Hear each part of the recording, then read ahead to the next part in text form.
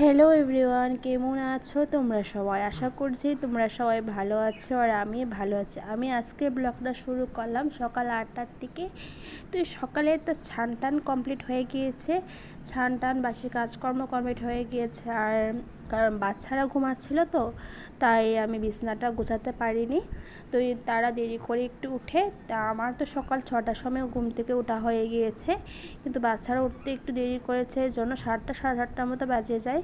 তো আমার স্নান টান তখন কমপ্লিট হয়ে গিয়েছে, তখন এখন আমি বিছনাটা উঠিয়ে নিচ্ছি। আর যতক্ষণ অবধি বিছনাটা গোছানো না হয় ততক্ষণ অবধি মনটা ফ্রেশও লাগে না, ভালোও লাগে না। তো চলো তোমরা ব্লগটা দেখতে থাকো আর পাশে থাকো, স্কিপ না করে পুরো ব্লগটা দেখবে, আশা করছি তোমাদের ভালো লাগবে। তো চলো। তো বন্ধুরা এখন বালিশের কভারগুলো লাগিয়ে নিচ্ছি। সকালবেলা সব কাপড় ধুয়ে দিয়েছিলাম, বেডশিট আর এমনিও আমি বিছানার বেডশিট আমি 2 দিন পরে পরে মুড়ে মুড়ে চেঞ্জ করি। বালিশের কভারগুলো ধুয়ে দিয়েছিলাম। আর তো এখন নতুন বালিশের কভার লাগিয়ে নিচ্ছি। তো ছোটো বাচ্চা আছে, তো বিছনার বেডশিট 2 দিন মুড়েই আমি ধুই, ধুলে ফ্রেশ থাকে আর বাচ্চারা তো নোংরা করে না, তাই চলো। তো সকালবেলা স্নান টান কমপ্লিট হয়ে গেছে, কিন্তু চাটা খাওয়া এখনও কিছু হয়নি। তো বিছনাটা গুছিয়ে চা খাবো।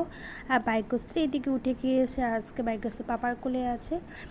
তো আমি এইদিকে কাজগুলো ছটপট করে নিচ্ছিলাম। তারপর আমার রান্না বাড়া তো আছে।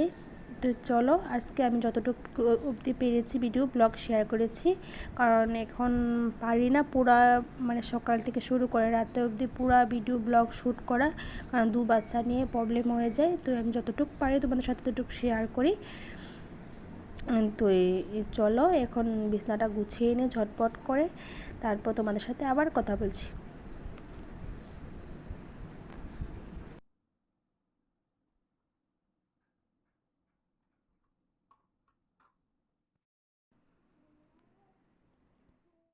তো বিছনা গুছানো কমপ্লিট করে এদিকে চলে আসলাম মেয়ের খাবারটা নিয়ে। তো এখানে ওটস আছে, ওটস আর খেজুর পেস্ট করা আছে, তো মেয়ের জন্য বানিয়ে নিয়ে আসলাম। তো ও একদম খেতে চায় না বন্ধুরা, তো ওর জন্য অল্প অল্প করে নিই। তো চলো টাটা, আজকের ব্লগটা এখানে শেষ করছি।